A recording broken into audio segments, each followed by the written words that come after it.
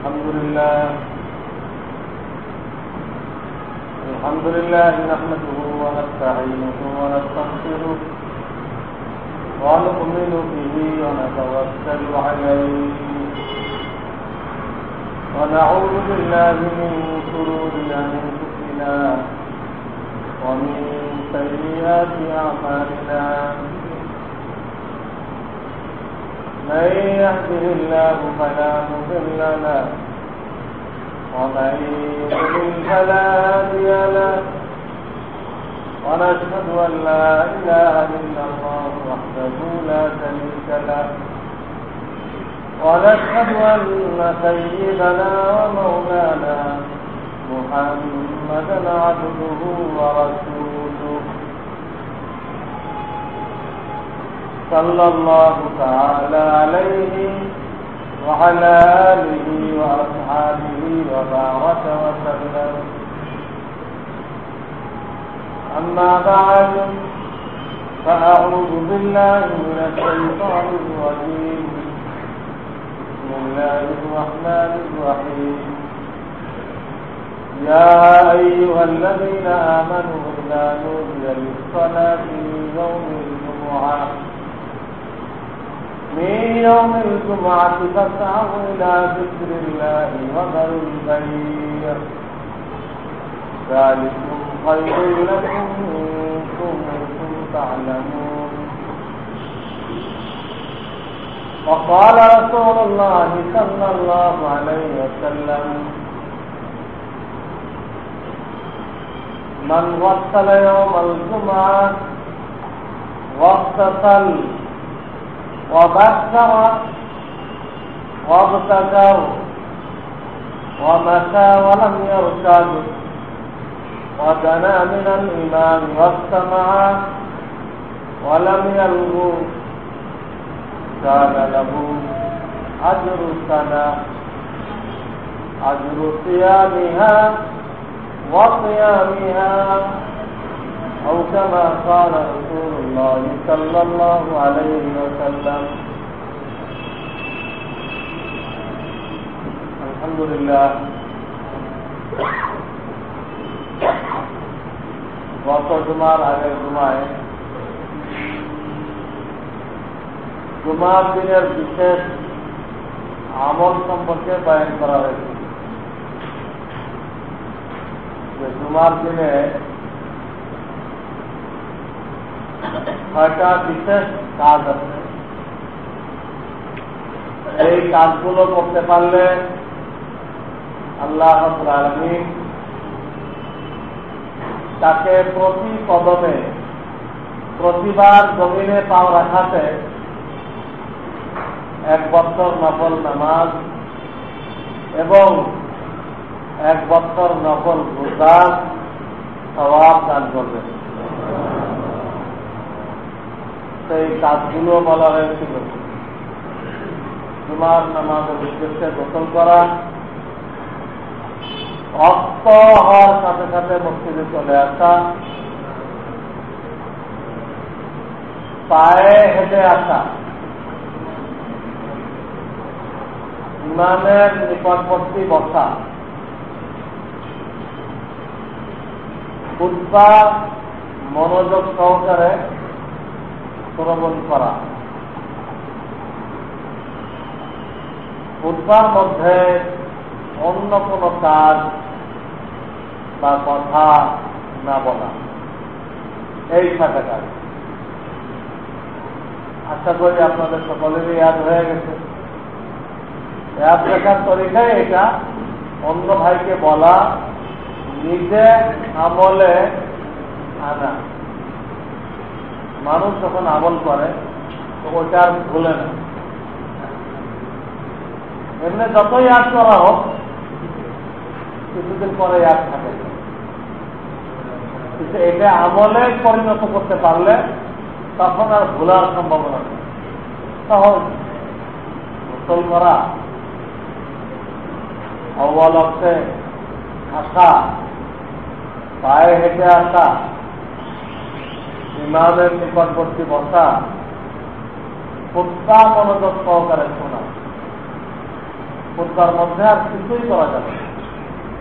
খুতবা শ্রবণ করা ছাড়া আর কিছুই করা যাবে না। শ্রবণ করা ইবাদত, এত বড় ইবাদত যে খুতবার সময় নামাজ পড়লে গুনাহ,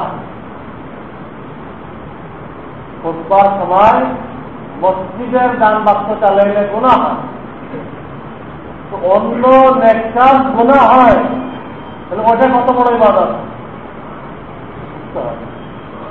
তো আল্লাহ রসুল ওয়াদা করেছেন, ছটা কাজ করো, আল্লাহ তাআলা তোমাকে 2 বছর ইবাদতের সওয়াব দান করবেন।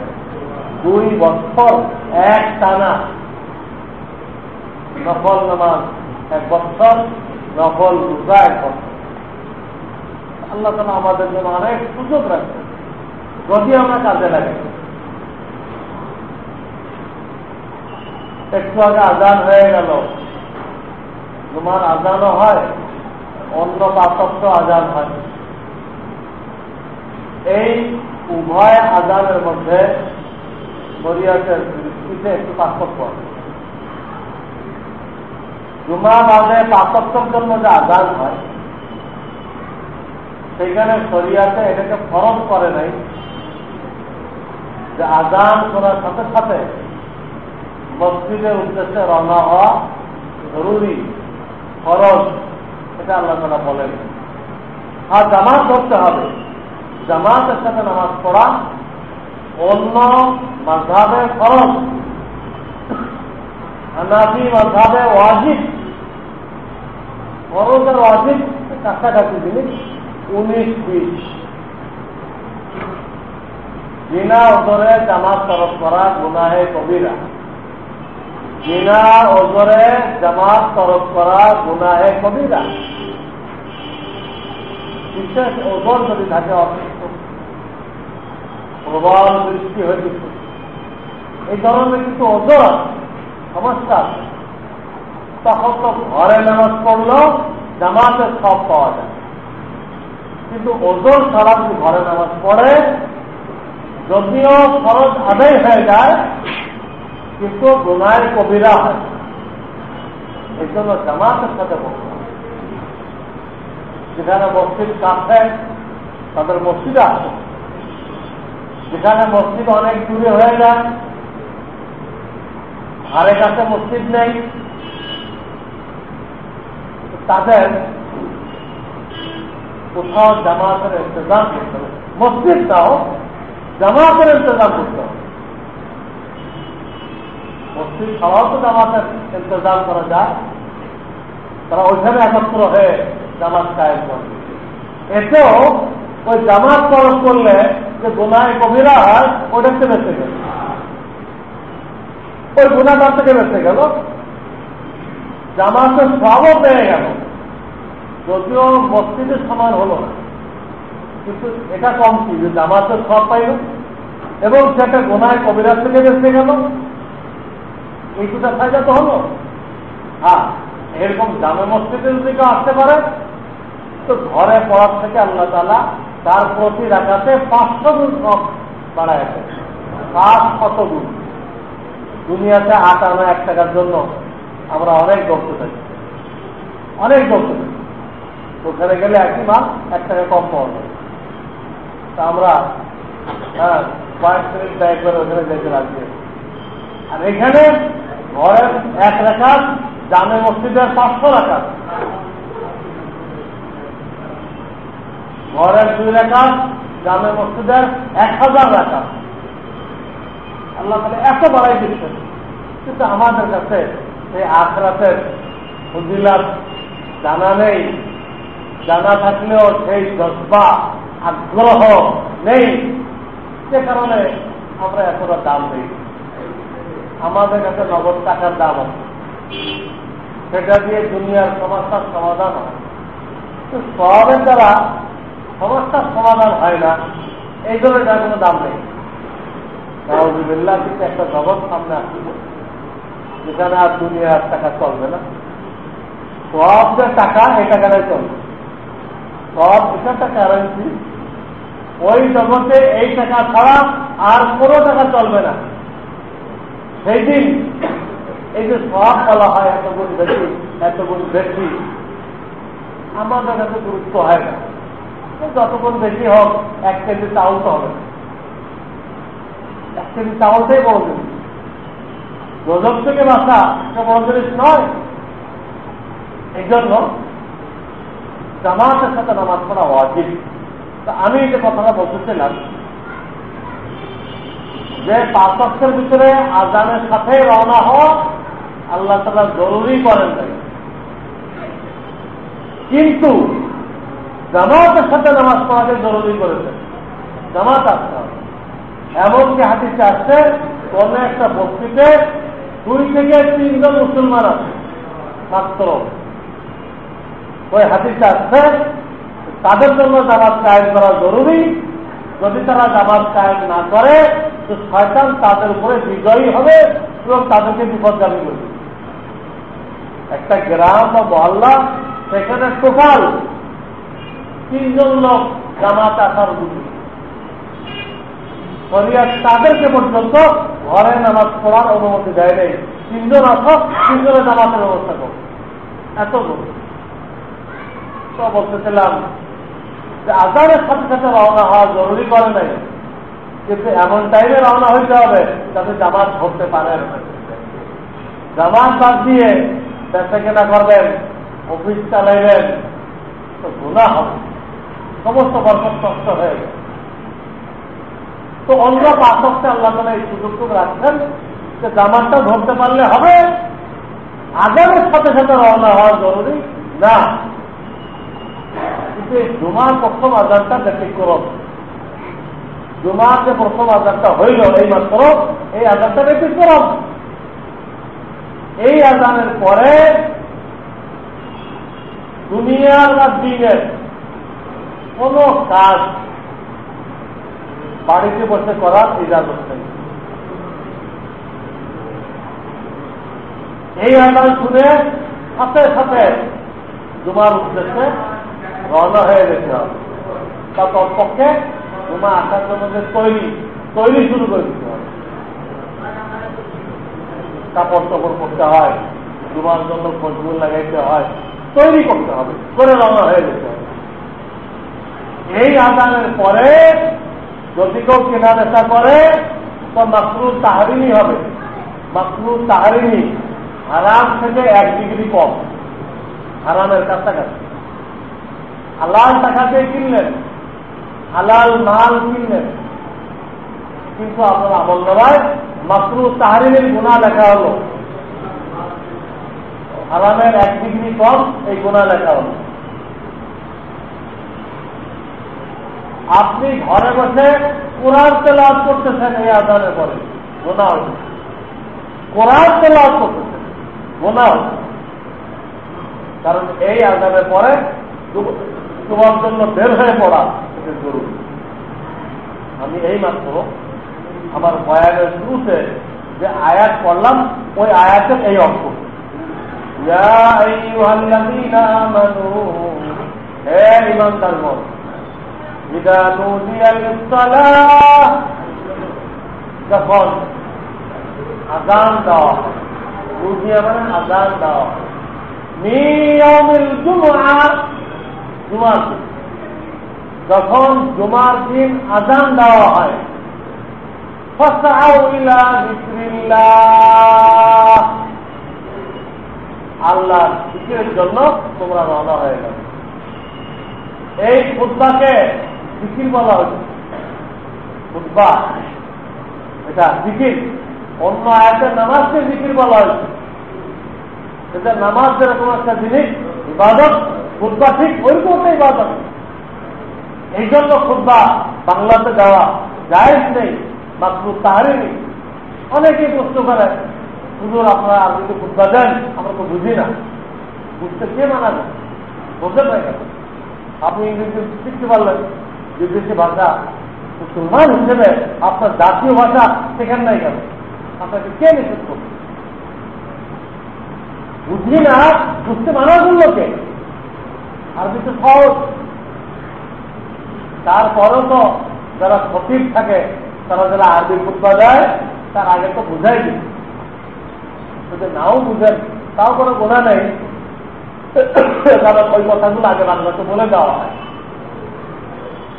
নামাজে সূরা কেরাত তেলাওয়াত করা হয়, এটা তো অনেক মুসল্লি বলছেন সব হবে না, সব তো বুঝতে পারা উচিত,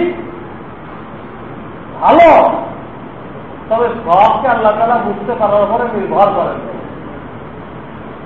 খুতবা যে শুনবে তা সব হবে, তেলাওয়াত যে শুনবে সব হবে, তাই অর্থ বুঝুক আর না বুঝুক।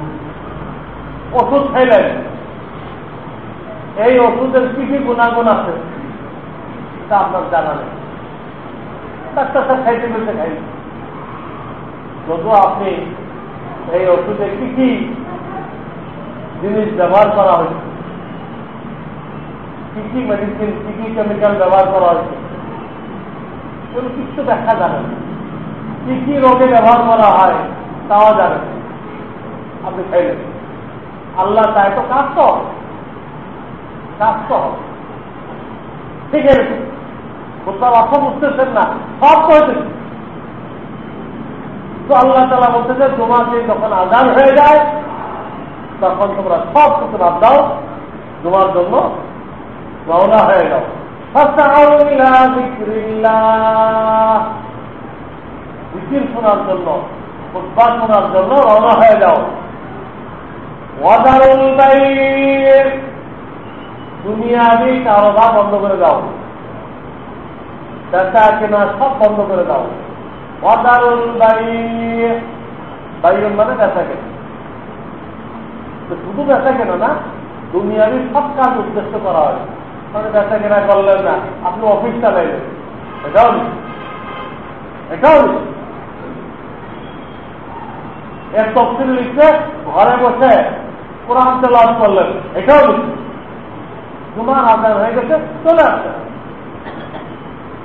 যালিকুম খায়রুল লাকুম ইন কুনতুম তা'লামুন, আল্লাহ বলেন যদি তোমরা বুঝো, তোমাদের আকল থাকে, এইটা তোমাদের জন্য উত্তম। আল্লাহ যেটা বললেন যে জুমার আযানের পরে আর কিছুই করবে না, জুমার জন্য চলে আসবা, এটা উত্তম। এর থেকে উত্তম এই মুহূর্তে আর কিছুই নেই। এই হলো পার্থক্য। পার্থক্যের জন্য আযানের সাথে সাথে রওনা হওয়া জরুরি না, জামাত ধরা জরুরি, কিন্তু জুমার আযানের সাথে সাথে রওনা হওয়া জরুরি। আগে আসা নিষেধ না, যদি কেউ আগে না এসে থাকে তা লাস্ট টাইম আযান কানে আসলো আর দেরি করতে পারবে, রওনা হয়ে গেছে। এই জন্য আমি আগে আপনাদেরকে বলেছিলাম, দেখেন দুটা সূরত আছে, আপনার যেটা করবেন আপনাদের দায়িত্ব। আমি আগে একটা মশলা আপনাদেরকে বলেছিলাম যে দুটা সূরত আছে, একটা সূরতেই আযানের আগে বা কমপক্ষে আযানের সাথে সাথে আপনার মসজিদে হাজির হয়ে যাবে, এই একটা সূরত। তাহলে আযান আগে দেওয়া যাবে। এখন যেরকম সব আযান ছিল আগে দেওয়া যাবে, অক্ত তো আরো আগে হয়। আজকাল ধরেন অক্ত 12টা, ধরেন 2, 3 এখানে অক্ত হয়ে যায়। যে টাইমে আযান দিল তার ধরেন আরো 5 মিনিট আগে অক্ত হয়ে গেছে। তো ওইটা আগে ফজিলতের কথা বললাম, ওই ফজিলত ধরার জন্য তো আপনাকে কি করতে হবে? হ্যাঁ, ধরেন 12টা 5-এর দিকেই কমপক্ষে রওনা হয়ে যেতে হবে, পৌঁছে গেলে আরো ভালো। তো জুমার আযানের আগে আসতে চেষ্টা করতে হবে, যদি কেউ আগে না পারে তো কমপক্ষে আযানের সাথে সাথে হাজির হয়ে গেছে। এই একটা সূরত আমি বলেছিলাম। তাহলে আযান এই আগে দেওয়া হয়, আগে দেওয়া যাবে। আর যদি আপনারা আগে আসতে না পারেন, যে কোনো কারণে দেরি হয়, আমি বলেছিলাম তাহলে আযান এই টাইমে দেওয়া চলবে না।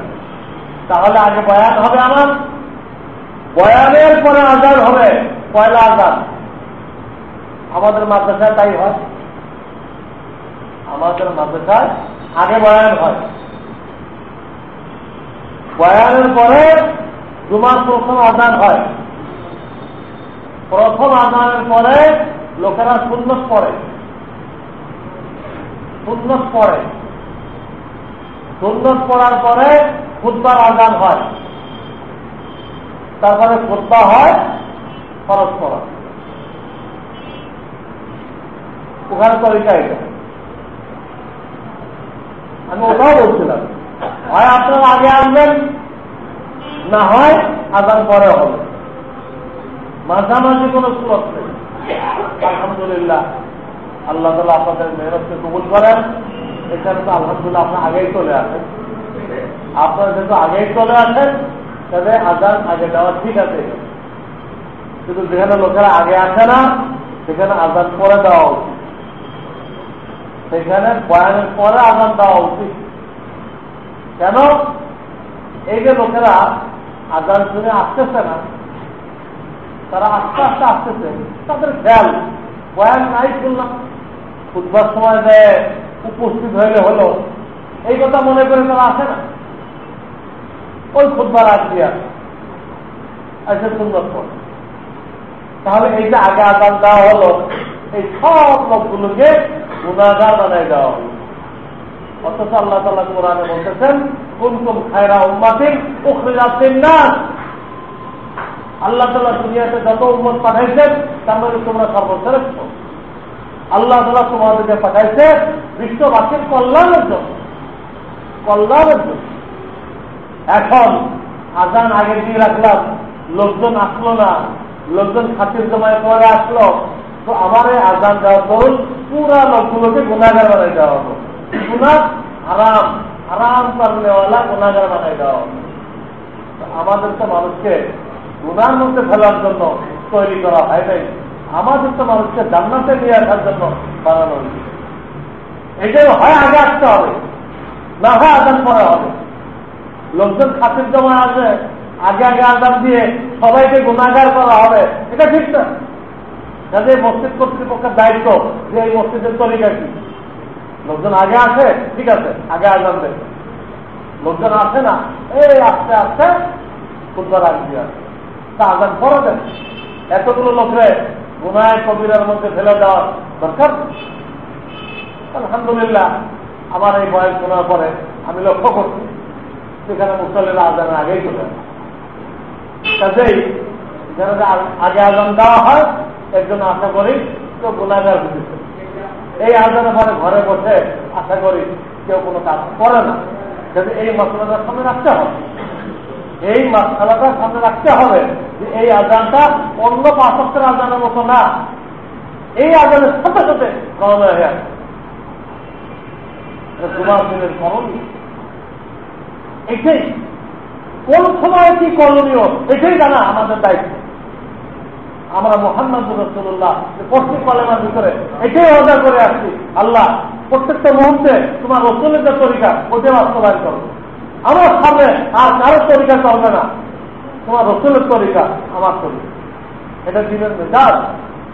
অনেক কিছু কষ্ট হবে, কষ্টকে ফেলা করে দিতে হবে। আমার রাসূল এটা করছে, এইটাই। গতকাল আমি আপনাদের পাশে এক মসজিদে বিল পড়ে যাচ্ছি, মালিবাগ মোড়ের দিকে রাস্তাটা গেল, মৌসার থেকে উঠে হাতের ডাইনে একটা সুন্দর মসজিদ, আমি নামটাম জানি না। এখানে কালকে আসরের নামাজ পড়ছি, বিয়ের জন্য তারা আমাকে আসছে। আমি কিছু কথা বললাম, বয়ানের পরে স্থানীয় লোকেরা বললো, হুজুর আমাকে এগুলো বুঝতে শুরু আজকে আপনার কাছে শুনলাম আপনি বিয়ে সম্পর্কে বলছেন, এর কোনো কথাই আমরা শুনি নাই। আমরা তো এই ভিডিও করছি আর মেয়ের বাবার উপরে দাবি করে থানা উসুল করছি, যৌতুক চাইছি। হ্যাঁ, তারপরে এই জায়গার সময় ছেলে পক্ষ থেকে লোক পাঠাইছি, মানে আমি দাদা নিষেধ করছি। তো আমরা এই সবগুলো মোটামুটি পুরা করছি, বাদ থেকে এই কথাটা। তারপর আমি বলছি যখন অলিমা খাওয়াবেন তখন কেউ উপহার তুলে নেবেন না, তখন কেউ উপহার নেন আপনি থানার বিল নিয়ে নেবেন। খ্রিস্টানদের তৈরি, খ্রিস্টানের দাওয়াত খাওয়াবে ঠিক, কিন্তু আপনাকে বিরাট একটা বিল ধরাই দিবে। তারা কল্পনাই করতে পারে না যে কেউ নিজের পকেটের পয়সা দিয়ে 50 জন লোক খাওয়াইতে পারে, তার কল্পনাই করতে পারে। তারা দাওয়াত দিবে, ভালো ভালো খাওয়াবে, এটা কিন্তু আপনার কাছে বিল চলে আসে। তার দাওয়াতে গেলেন, খেয়ে আসলেন, বিল আপনাকে দিতে হবে, কল্পনাই করতে পারে। বাপ ছেলের বাসায় খাইতে হলে আগে একতলা দিতে হবে, খবর দিতে হবে, আপনার ছেলে খানা দিবেন, এই তো বিলটা সভ্য মনে করতেছে। তাই বললাম যে অলিমার দিন কোনো হাদিয়া নেবেন না, তাহলে আপনি বিল নিয়ে নেবেন, খ্রিস্টানদের তরিকায় কায়েম করবেন। হ্যাঁ, যদি কারো দিতে হয়, আত্মীয় স্বজন দিতে চায়, বন্ধু বান্ধব দিতে চায়, তো ইসলাম মানা করে নেই। ইসলাম বলতে দাও, ভাষা করে লিস্ট করে স্টেজের মধ্যে জমা করে এইভাবে দেওয়ার কোনো দরকার নেই। তোমারটা তুমি দিয়ে আসো, তোমার সুযোগ মতো। ভাষা করে দেওয়ার দরকার নেই, এত অ্যাডভার্টাইজ করে দেওয়ার দরকার নেই। তার যখন সুযোগ হয়, আত্মীয় স্বজন আছে, বন্ধু বান্ধব আছে, নূতন দম্পতিকে কিছু দিতে চায়, দাও, সারা বছর সময় আছে, তোমার যখন প্রকৃতায় দাও, যেই পৌঁছায় দিয়ে আসো। আজকে দিতে হবে, সবাইকে দেখাই দিতে হবে, এই লৌকিকতা কোথাও নেই ইসলামে। লৌকিকতা তো সারা দিন নিয়ে নিলেন, কিসের দাও? এই সব কথা বললাম। আলহামদুলিল্লাহ, ওই সমস্ত এলাকার গুরুরা আমাকে বললো, হুজুর খুব ভালো লাগছে আমাদের কাছে, এই তো সাদা বিবাহ আমরা দেখে নাই, ইনশাআল্লাহ সামনের থেকে আমাদের ছেলেমেয়েকে আমরা এইভাবে বিবাহ অর্ডার করতে হবে। আমি কোনো অর্ডার চাই নেই, আমি তো খালি বয়ানি করি। তারা নিজের উদ্যোগে সেখানে সামনে দেখিও নেই, শুনিও নেই, কেউ বলেও নেই। এই দিকে বলে মুসলমান যখন তার সামনে রসুলের তরিকা আছে, তো সে সব ফালা করবে। রসুলে দেখেছে, আমি এটা করবো, এখানে আর কিছুই মানবো, আর কিছুই মানবো। এই যে মরে গেলে 4 দিনের দিন খানা খাওয়ায়, আল্লাহ রসুল মানা করতে নেই। কোন দিন তারিখে খাওয়াইতে হলে যে কোনো একদিন মুসলিমকে খাওয়াই যায়। ভাষা করে বিরিয়ানি পোলাও পাখায় ধনী লোকদের খাওয়াই দেওয়া, বিয়ে বাড়ি, কেউ মরে গেলে বিয়ে বাড়ি হয় না, যেভাবে খাওয়ানো হচ্ছে। এবং এর চাপ সৃষ্টি করা হয়, যে মরে গেল তার ওয়ারিসদের করে চাপ সৃষ্টি করা হয়। যাই খানা হারাম। আমার সাহেব হযরত মাওলানা শাহ আবরারুল হক সাহেব রাহমাতুল্লাহ আলাইহি একটা ঘটনা শোনাইছিলেন। ঘটনা লখনৌতে একরকম বড় ধনী লোকের ইন্তেকাল হয়ে গেছে। এলাকার লোকজন তার ছেলেটা বয়স খায় নাই, উঠতি বয়সে, তাকে খুব চাপাচাপি করছে। তো বাপ মারা গেল, এখনো খাওয়ার ঘর দিলে না, আমাদের হাতের মাটি নামাইলে না, কি অবস্থা তোমার? সবাই কয় কি কেন বিচার আখের একটা খাওয়ার ব্যবস্থা করছে। অনেক লোক আছে, হ্যাঁ, হাজারের উপর লোক। এখন খানা দেওয়া হয়েছে, খানা লোকেরা খাবে, তার আগে একটা ঘোষণা দিবে, মাইক লাগে ভাই, খানা খাওয়ার আগে আপনাদের কাছে একটা আবেদন আমার আছে, এটা আগে শোনেন, তারপর আপনার খানা খাবেন। বিচার আবেদন পেশ করতে, দেখেন আমার আব্বা মরে গেছে, আমরা এখনো কিছু বুঝতে পারি না, উঠতে বয়স, বাপের এই সমস্ত সম্পত্তি কোথায় গিয়ে আছে এটাও তো খবর নেই তাদের। তো বাপের মৃত্যুতে আমরা অল্প বয়সের ছেলে পেলে আমরা এমনি দিশারা হয়ে গেছি, দিশে হারা, চোখে পাথর হয়ে গেছে, আমাদের মাথায় কাজ করতেছে। এই সমাজটা আমরা আছি। 2 নম্বর, যদিও আমার আব্বা অনেক ধনী মানুষ ছিলেন, কিন্তু তার ঋণ ওই পরিবার ছিল। ধনীটার এমনি দেখা যায় ধনী, কিন্তু ঋণে এত থাকে যে তার সব বিক্রি করেও ঋণ শোধ করা কঠিন। সব বিক্রি করেও তার ঋণ শোধ করা কঠিন, এত তারা লোন নিয়ে রাখে। কারণ আপনাদের ঋণ করে গেছেন, সে ঋণ ওলামাদের প্রেশান করতেছে, আমরা দিতে হারা হয়ে গেছি। যে লোন আমরা কোথেকে দিব? আব্বার যে সম্পদ লোন দেখতেছে তার থেকে বেশি, লোন ওলারা আমাদের মাথা খারাপ করে গেছে। 3 নম্বর উনি বললেন ওই ছেলে, আমরা চোখে পাথর হয়ে গেছি, আর একদিকে আব্বার কাছে তারা লোন পাইতো, খরচ পাইতো, তারা আমাদেরকে প্রেশান করত। 3 নম্বর, এইরকম চরম মুহূর্তে আপনারা আমাকে বাধ্য করতেন, একটা খাওয়ান দেওয়ার জন্য। নগদ টাকা ছিল না আমাদের, আমি সুদের উপরে 1 লাখ টাকা লোন করে আমি এখানে কয়েক হাজার মানুষের খাওয়ার ব্যবস্থা করি। আমাকে সুদের উপর কি করতে হয়েছে? সুদের উপরে লোন করতে হয়েছে, লোন করে আপনাদের খানার ব্যবস্থা করতে হয়েছে। তাদের খানে বা বিসমিল্লাহ 3টা সমাজটা বয়ন করে সে সবাই খাওয়ার পারমিশন দিল যে এবার খান। সমাজটা আমার বলা হয়ে গেছে, এই সমাজটা মাথায় নিয়ে আপনারা খান বিসমিল্লাহ। আমার সাহেব বলছেন যে তার এই ছেলের এই বয়ান শোনার পরে কোনো লোকের খানা খায়, সব লোক খানার থেকে উঠে প্রত্যেকে নিজের বাড়ি চলে গেছে, ওই ছেলে পরে বলে দুঃখকে ডেকে এনে হয়। কিন্তু এই যে লক্ষ্য থেকে মরে গেলে খাওয়ানোর জন্য চাপাচাপি করা হয়, আমার সাহেব বলেন ওই দিন থেকে এই জন্য বন্ধ হয়েছে, আজ পর্যন্ত এই প্রথা চালু হয়নি। এই ছেলের বয়ান শোনার পরে সবাই কথাগুলো চিন্তা করে দেখছে যে কথাগুলো তো বাস্তব।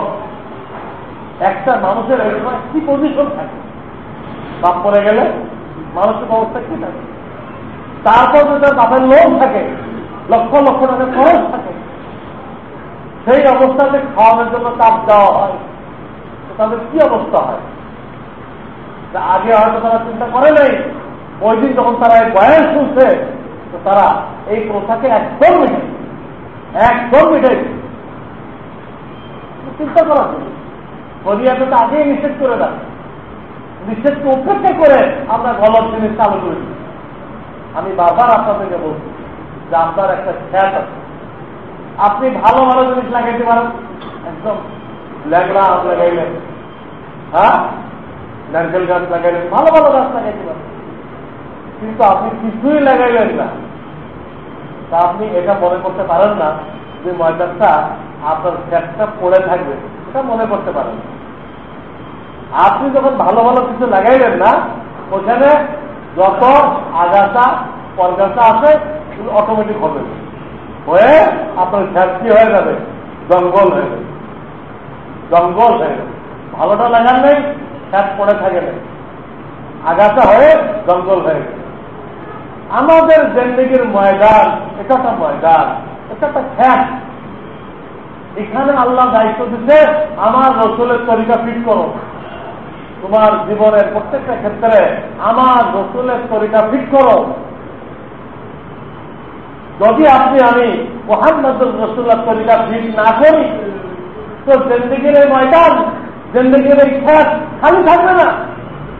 এইখানে সমস্ত কুপ্রথা, গলত প্রথা, সামাজিকতা, জাহেলিয়াত, এইগুলো সব এখানে দাঁড়িয়ে রয়েছে। হয় ভালো জিনিস চালু করবেন, না অটোমেটিক খারাপ জিনিসগুলো কি হবে, চালু হবে। এই যে বিয়ের মধ্যে যাওয়া হচ্ছে, মাইয়েরকে কাপড় দাপড় মধ্যে যাওয়া হচ্ছে, সবগুলো এইভাবে আছে। ওইখানে রসুলের সুন্নতকে জারি করা হয়নি, সমস্ত কুপ্রথা ঢুকে গেছে। কুপ্রথা জারি করার জন্য মুসলমানদেরকে বানানো হয়, মুসলমানদেরকে বানানো হয়েছে তারা জগৎবাসীকে এই কুপ্রথা থেকে উদ্ধার করবে, উদ্ধার করে তাদের জিন্দেগির মধ্যে মুহাম্মদ রাসূলুল্লাহর তরিকা ঠিক করবে। আজকে আমরা অন্যের মধ্যে কি ফিট করবো? আমার মধ্যেই মুসলমানদের দায়িত্ব দিচ্ছে অন্যের মধ্যে ফিট করো, তোমার তো আছেই, তুমি অন্যের মধ্যে ফিট করো। এটা তো মুসলমানদের মধ্যেই নেই। অথচ কলেমায় তৈবাতে বারবার পড়ি লা ইলাহা ইল্লাল্লাহ মুহাম্মাদুর রাসূলুল্লাহ। এই মুহাম্মাদুর রাসূলুল্লাহ অর্থ কোন প্রথা আমার জীবনে আমি পাত্তা দেব, আমার জীবনে একটা তরিকা বাস্তবায়িত হবে মুহাম্মাদুর রাসূলুল্লাহ। আলহামদুলিল্লাহ আপনাদেরকে তোমার বিশেষ আমল বলা হয়েছে না? এবং আশা করি আপনাদের সকলের মুখস্থ হয়ে গেছে। আমি তো আপনাদেরকে বারবার বলছি যে আপনারা ছোট্ট ছোট্ট নোটবুক পকেটে রাখবেন, ছোট্ট এবং তার মধ্যে এই মূল পয়েন্টগুলো দিস নোট করবেন, কিন্তু ভুলে গেলে ওখানে দেখে দিতে পারেন। আপনার পরবর্তী জেনারেশন ওটা দেখে আমল করতে পারে, প্রত্যেকের পকেটে থাকে। এটা কি কোনো পাইকারি অর্থ আছে? করতে শুরু করলো, কোথায় না লাগাইলো, বক্তাও করতে পারে না, শ্রোতাও করতে পারে। কোন পয়েন্টে শুরু করতে আর কোথায় শেষ করতে বক্তারও খবর নেই, শ্রোতারও খবর নেই। এরকম তো নাই, এটা খবর, এটা একটা খবর, এটা খেলা, পড়াশোনার খেলা, এটা নোট করতে হবে, এটা আমল করতে কাজে লাগে, এটা আপনার ছেলে ফেলে পরবর্তীকালে কাজে লাগে। আমার আব্বা এগুলো নোট করে তারা আমল করবে, এগুলো দেখে দেবে, আপনাকে আর একজনকে দাওয়ার দিতে কাজে লাগে। আজকে যে খবরটা আমি বলতে চাচ্ছি সেটা হলো জুমার দিনের আরো কিছু আমল আছে। বিশেষ আমল তো বলা হয়ে গেছে, কিন্তু জুমার দিনে আরো কিছু আমল আছে। এটা আজকে খবর। সেটা কি? জুমার দিনে সূরা কাহাফ পড়া। সূরা যদি কেউ শেষ করতে না পারেন অন্তত 10 আয়াত পড়বেন। অন্তত আল্লাহ তাআলা তাকে দাজ্জালের ফিতনা থেকে হেফাজত করবে। তার হায়াতে যে দাজ্জাল বের হয়, সে দাজ্জালের খপ্পরে পড়ে বেঈমান হবে না, গ্যারান্টি। জুমার দিন সূরা কাহাফ পড়লে আল্লাহ রাসূল গ্যারান্টি দিতেন দাজ্জালের খপ্পরে পড়ে তার ঈমান নষ্ট হবে। সূরা কাহাফ 15 পারা মাথা। 2 নম্বর, এই দিন সালাতুত তাসবিহ পড়া। সালাতুত তাসবিহ 4 রাকাত নামাজ, 1 সালামেও করতে পারেন, আর 2 সালামেও, মানে 2 রাকাত করেও পড়তে পারেন। কিন্তু প্রত্যেক রাকাতে 75 বার কলেমায়ে তুম পড়তে হবে। কয়বার? কলেমায়ে তুম কাকে বলে? সুবহানাল্লাহি আলহামদুলিল্লাহি ওয়া লা ইলাহা ইল্লাল্লাহু আল্লাহু আকবার। প্রত্যেক রাকাতে 75 বার। সূরা কেরাত শেষ করে 15 বার। সূরা কেরাত শেষ করে 15 বার প্রত্যেক রাকাতে। রুকুর তাসবিহ পড়ে 10 বার। রুকুতে সোজা হয়ে 10 বার। পয়লা সিজদায় গেলেন 10 বার। বসলেন 10 বার। আবার সিজদায় গেলেন, আগে কিন্তু সিজদার তাসবিহ পড়ে নেবেন 10 বার। আবার দ্বিতীয় সিজদার বসবেন। অন্য নামাজে তো পয়লা রাকাতে দ্বিতীয় সিজদার পরে বসা নেই। পয়লা রাকাতে দ্বিতীয় সিজদার পরে বসা নেই, এই নামাজে আছে। বসে আবার 10 বার। তো 2 সিজদার 10 10 20, আর 2 সিজদার পরে 10 10 20, ওখানে 20, আর এখানে কেরাতের শেষে 15, রুকুতে 10, দাঁড়ায় 10, 35, 35 আর 40। এইভাবে 4 রাকাতে 300 বার করতে হবে। এটা আল্লাহ রাসূল তার চাচাকে শিখেছেন। চাচা পালির ডেলি পড়ে, না হয় সপ্তাহে 1 দিন পড়ে। ওই সপ্তাহে 1 দিন মানে জুমার দিন, না হয় মাসে 1 দিন পড়ে। তাও যদি না পারেন তো বছরে 1 দিন পড়ে। চাচা আব্বাসকে শিখে দিন। এর দ্বারা আল্লাহ তাআলা আপনার জীবনের সব ধরনের গুনাহ মাফ করে দিবেন। গুনাহ যদি মাফ না হয়, গুনাহ যদি অবশিষ্ট থাকে, এইটা খোদা না করুক শেষ পর্যন্ত তাকে ঈমান হারা হয়ে মরার কারণ হতে পারে। গুনাহ মাফ করে দিও। কাজে এই বছরে 1 দিনও পড়তে পারাইও, সবে বরাতে সবে কদরে। কিন্তু এতদিন হায়াত আছে কি না আছে, এই জন্য জুমার দিন কোন এক সময় পড়ে নেওয়া উচিত। আমার শায়েখের দরবারে আর 2টা দেখছি জুমার দিন সকলেই একদম আওয়াল আসতে মসজিদে চলে যায়। আওয়াল আসতে সবাই যে এই নামাজটা পড়ে, তারপরে আজান হয়। আজানের পরে মুক্তাসার বয়ান হয়, এরপরে সুন্নত হয়, খুতবার আজান। কিন্তু আওয়াল আসতে সবাই হাজির হয়ে যায়। আগে তো এত সময় অ্যালার্ম থাকে, সাংঘাতিক অবস্থা। ঠিক আগে তো বলা হয় এই কটা জোর শুরু হয়, তো সব মসজিদে চলে আসে, আগে ওই নামাজ শুরু করছি। এটা 20-25 মিনিট লাগে, পড়ে ফেলে সবাই পড়ে। তো ওই টাইমে হোক আপনি আসরের আগ দিয়ে পড়তে পারেন, বা এই যে 2-3 বছর আগ গেল, এই রাগটা কিসের রাগ? শুক্রবারের রাগ। গত রাত্রে গেল একটা কিসের ইসলামের আয়াত আগে আছে, ওই রাত্রিও পড়ে দিতে পারে, এটা তোমার ভিতরে হবে। তো 2 নম্বর কি হলো? সালাতুত তাসবিহ। 3 নম্বর, জুমার উদ্দেশ্যে উত্তম লিবাস পরে আসা এবং কিছু খুশবু থাকলে, আতর থাকলে আতর ব্যবহার করে আসা।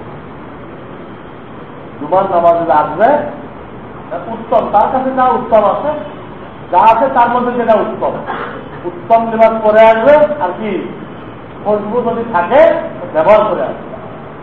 কি নিয়েছে? আমার রসুলের সুন্নাত। খুশবু কি নিয়েছে লাগাবে? আমার রসুলের সুন্নাত।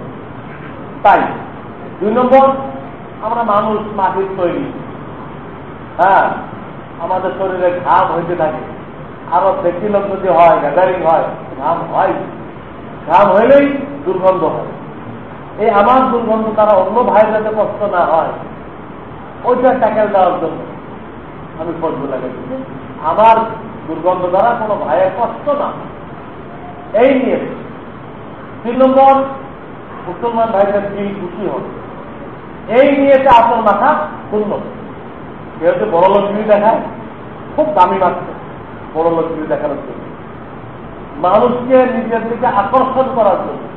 শূন্য শূন্য কিছুই হবে না, গোলা হবে, গোলা হবে। তো 3 নম্বর কাজ কি হলো? উত্তম লেবাস পরে আসা আর আতর ব্যবহার। 4 নম্বর, 2 খুতবার মাঝখানে ইমাম যখন বসে, তো অন্তরে অন্তরে দোয়া করা, যে আল্লাহ আমার মৃত্যুকে ইমানের সাথে নসিব করে। এর থেকে গুরুত্বপূর্ণ জিনিস আর নেই। মৃত্যু ইমানের সাথে নসিব হওয়া, তো আপনি কামিয়াব, সাকসেসফুল। আর না আপনি যত কিছু করলেন, দুনিয়া সারা দুনিয়ার লোক আপনাকে বুজুর্গ মনে করবে, তাহার কিন্তু আপনার একদিনও কাটা হয় না। কিন্তু ক্ষুধা না করুন, কোন ভুলের ধরুন, সে ইমান নিয়ে যেতে পারবেন, এই জন্য কোনো বড়াই করার কোন সুযোগ নেই। জানি না আমার মৃত্যু কিভাবে হবে, জানি না আমার মৃত্যু কিভাবে হবে। কোরআনে এক বুজুর্গ শিক্ষা লিখছে, পালার বাউলার শিক্ষা, যখন যে দোয়া করছে ওই সেকেন্ডে এই দোয়া কবুল হয়ে গেছে। সেই লোকের একটা ভুলের কারণে সে ইমান হয়ে মারা গেছে। আল্লাহ রসুল যার দিস নামক বনি ইসরায়েলের এক বুজুর্গ শিক্ষা বয়ান করছে, একটা ভুলের কারণে সে ইমান হয়ে মারা গেছে। ঠিক রাখি। এই জন্য 2 খুতবার মাঝখানে ইমাম যখন বসবে, মুখে তখন দোয়া করা যায় নেই, মুখে যায় নেই, অন্তরে দোয়া করতে হবে। এইটাই দোয়া করতে হবে, আল্লাহ আমাকে ইমানের সাথে মৌত করতে হবে, আল্লাহ আমাকে তোমার বাইতুল্লাহ হজের তৌফিক দান করবে, আল্লাহ আমাকে তাহাজ্জুদ পড়ার তৌফিক দান করবে। এই ধরনের দোয়া করতে হবে। কটা হলো? 4টা। আর আসরের পর একটা বিশেষ দুরূদ আছে, এই দুরূদটা পড়তে হবে। আল্লাহুম্মা সাল্লি আলা মুহাম্মাদিন নাবিয়্যিল উম্মিয়্যি ওয়া আলা আলিহি ওয়া সাল্লিম তাসলিমা। আমাদের মুখে হয়ে গেছে না? পড়েন, আল্লাহুম্মা সাল্লি আলা মুহাম্মাদিন নাবিয়্যিল উম্মিয়্যি ওয়া আলা আলিহি ওয়া সাল্লিম তাসলিমা। ঘরে সবাইকে শিখাই দিবেন, বাচ্চা কাচ্চা, দিদি বাচ্চা, তারাও এই সব তাদের জন্য 80 বার করতে হবে। বললে আল্লাহ তাআলা এক টানা 80 বছরের তাদের সব দিবে এবং তার আমল নামা থেকে 80 বছরের গুনাহের সগীরা মাফ করে দেবে। যে 100 বছরে না থাকে ক্ষতি নেই, জান্নাতের দরজা বুলন্দ হবে। তো আসরের পরে এই দুরূদ শরীফটা কয়বার করতে হবে? আর সর্বশেষ আমল, জুমার দিন বেলা ডোবার 10-15 মিনিট আগে মসজিদে চলে আসতে হবে। 10-15 মিনিট, এটা দোয়া কবুল হওয়ার টাইম আছে। দোয়ায় লিপ্ত হয়ে যেতে হবে। প্রথম আল্লাহ হামদ করবেন, প্রশংসা, এবার দুরূদ পড়বেন, হাত তুলে দোয়ায় লিপ্ত থাকবেন। যত ভালো ভালো জিনিস মনে আছে করতে থাকবেন। যদি এত দোয়া আপনার মনে না থাকে, একটা মোনাজাতে মকবুল কিনে দেবেন। মোনাজাতে দেখে দেখে পড়বেন, ওটা ভুলে দেখে দেখে পড়বেন। মা ফাতেমাতুল জাহরা রাদিয়াল্লাহু তাআলা না, উনি তো এই টাইমটা ধরার জন্য আসরের জন্য যে বসতেন আর মাগরিব না পড়ে উঠতেন। আমরা এখন পারবো না, এই জন্য আমি সহজ করে দিলাম যে জুমার দিন বেলা জুমার আগ মুহূর্তের যে সময়টা, এটা দোয়া কবুল হওয়ার গ্যারান্টি যুক্ত সময়। যাতে বেলা জুমার 10-15 মিনিট আগে প্রস্তুতি চলে আসতে হবে। তাহলে কটা হলো দেখেন, আবার বলেন। কোরআন তাহাব পড়া, সালাতুত তাসবিহ পড়া, উত্তম লেবাস খুশবু, 2 খুতবার মাঝখানে অন্তরে অন্তরে, মুখে না কিছু যায়, অন্তরে অন্তরে দোয়া করে। আর আসরের পরে আশীর্বাদ ওই খাস শুরু পড়া। আর বেলা ডুবার 10-15 মিনিট আগে মসজিদে এসে দোয়ায় মশগুল হয়ে যাবে। এই হলো জুমার অন্যান্য আমল। এটা আজকের খবর, এটা আপনাদের মুখস্থ হইতে হবে, দাওয়াত দিতে হবে, জিন্দেগিতে বাস্তবায়ন করতে হবে। আল্লাহ তাআলা তৌফিক দান করেন। ওয়া আখিরু দাওয়ানা আলহামদুলিল্লাহি রাব্বিল আলামিন।